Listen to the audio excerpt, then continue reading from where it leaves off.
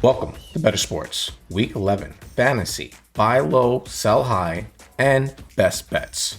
I'm Miles, joined by nobody. Gonna get straight into it. We have some Buy Low and Sell Highs. Back from the dead this week, and I mean like 3 a.m. in the cemetery, single hand busting through the dirt dead, is Antonio Gibson. He put up his first top 12 week and he did it against the Bucks, which is an even sweeter sell high token because Washington won't find themselves in many positive game script situations. Don't be fooled by the big number. He isn't an every down back. He could have been, but he's dealing with a shin injury that won't get better this year. Sell him before the trade deadline.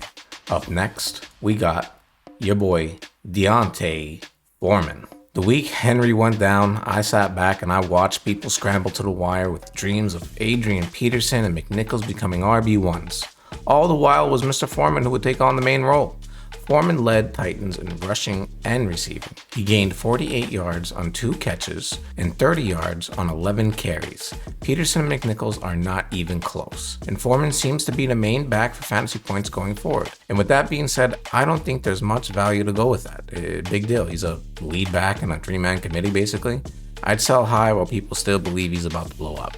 And finally, Wayne Gallman. Cordell Patterson injured his ankle and will miss this Thursday night game against the Patriots and could be missing for at least 1 or 2 more weeks. Gallman had 11 out of 12 carries in the second half. In that time, he gained 60 yards with a few explosive plays. Listen, this is a guy you picked up on the wire. Now, this is a guy you're gonna sell. He just ain't gonna be anything except it. Find yourself a nice Falcons fan and sell him for whatever you can get. And those are your buy low and sell highs for the week. And next, we're going to keep it moving with the best bets. First out the gate, we got the Green Bay Packers against the Minnesota Vikings. Ever since the Packers got the shit knocked out of them during the first game of the season, they've done nothing but cover and cover and cover 9 weeks in a row. Green Bay's only given up more than 22 points in a game twice this year. One of those games was that week 1 blowout I just mentioned. We all know this team is great because of guys like Rodgers, Adams, Jones, but this defense has been a major catalyst for this streak they're on. The Vikings have a lot of talented players, but Green Bay has a coaching edge here and a lot of advantages on the field. This line seems way too low. Give me the pack. Next, we got the Lions at the Browns. The Browns. Seems like they either beat someone 40-something to 10, or they get beat by someone 40-something to 10. No doubt they were terrible in New England last week. Now they are double-digit favorites versus the Lions, who are riding as high as they can be with a tie. Not a win, but also not a loss, but a beautiful tie. So something you may have noticed is whenever the Lions have a very close game, they follow it up with, well, a shit game. And the Browns have been the total opposite. But with all this bullshit to the side, it comes down to this. This is a great spot for the Browns. They are in a must-win situation, and they are going to win. Expect to see Chubb with about 150 yards in this game as the Browns run all over the Lions. Give me the Browns. And finally, we got the Texans at the Titans. Every once in a while, you have to make picks that don't make sense. And I've been doing that way before it was cool and way before it paid off. Anyways, I believe this is possibly the worst spot for the Titans all season. Why, you ask? Well, the 6-game winning streak that the Titans have been on have been against nothing but playoff contenders. And with that, I think the Titans are going to be in look-ahead mode. And with all the upsets that we've seen lately, I think this one may just fall into that bucket. I'll be honest, I'm tempted to take the Texans money line here, but we'll take the points just in case. Give it the Texans.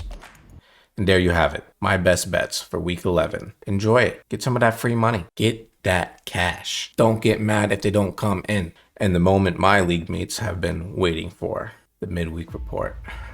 A lot of risers, a lot of fallers.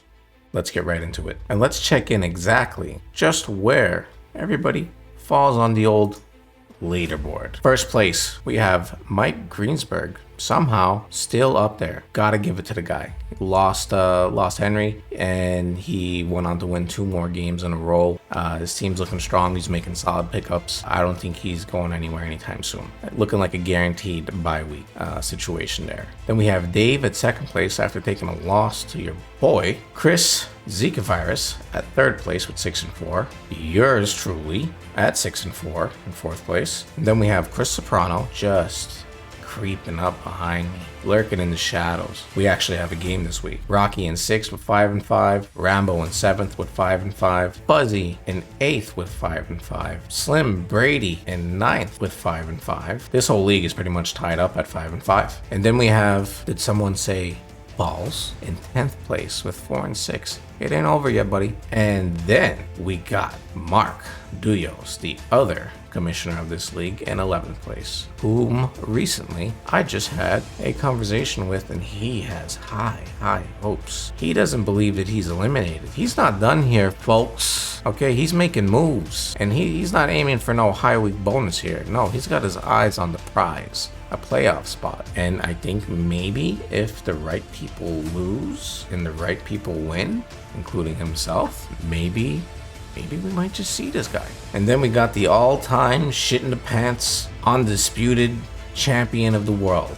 If Floyd Mayweather was going for a shit in the pants record, he's that's Cruz. In 12th place with 1-9. And now the results of your week 10 matchups. First off, you see me versus David. I whooped that ass, 137-110. Daryl Williams, thank you very much. Next up, we had the Low Chieftas up against Mike Greensburg in what could be the most depressing way to lose ever in fantasy football history. Mark Duyos was making a strong run for a much needed win, and it looked like he had it. It was all but guaranteed. Then, a man by the name of Matt Gay kicks a pointless, meaningless field goal and puts Mike Greensburg just over the edge and secures him a win and secures him that sweet first place spot. Next up, we had Moose versus Fuzzy Fresh. Fuzzy put an end to the tyranny that Chris Soprano was just unleashing on us. It was like a 5-game winning streak. It needed to stop, and I appreciate what you do, and I appreciate what you've done for this league, Fuzzy. You kind of slayed a little mini dragon there. Then we had Balls versus Zika Virus. Chris got the win. Zika, not too bad. Chipping away at it. Third place. Coming for you. And then we seen Rocky beat Real Slim Brady 136-101. Easy work. And then Rambo played the Floyd Mayweather of shit in the pants victories. The one and only fucking crusty, repulsive, don't know why you're playing fantasy football T-balls. Anthony Cruz, you put up 54 points. And that makes you, once again, the shit in the pants of the week. Fuck. I mean, shit. I think you've taken it 6 times, 7 times already. Your record is 1-9. Where do I go with this? How do I, what? It's the same person over and over again. How could I keep saying things? Well, how could I keep shitting on you? I've ran out of ways to shit on you. Someone else needs to get a turn. You're being stingy. Stop it. But all's not lost. I have advice for you. Here's what you do. Take your phone, hold it on the little icon, wait till it jiggles, press the little X, fucking be done. Because your team fucking sucks. And you've made no effort to fix it. Bad team. Worst, one of the worst teams I've ever seen in fantasy football. Terrible. And that's all the time we have today, boys. We will see you next week.